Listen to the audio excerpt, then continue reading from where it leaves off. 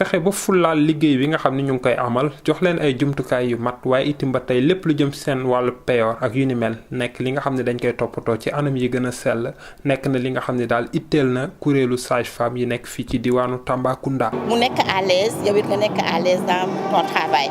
am le matériel qu'il faut matériel bi nag mënuñu ko citer tey bëri na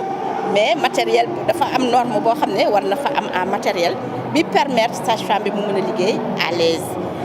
bu dul loolu aussi fi mu dëkk parce que sage-femme normalement dafa war a dëkk dans la structure warul sori structure même boo demee dans les postes de santé am na maternité yu bëri yoo xam ne amul logement sage-femme bi dañuy obligé xëy na wutal ko benn chambre ci biir communauté bi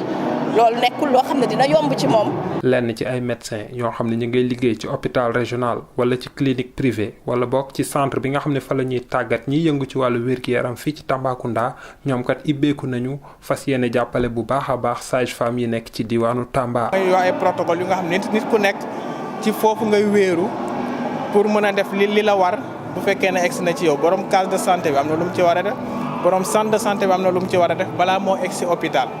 bu egsee hôpital nag ñun lu ñu war a mën a def mooy nu mu gën a gaaw nu ñu def ba ku jigéen ki mucc.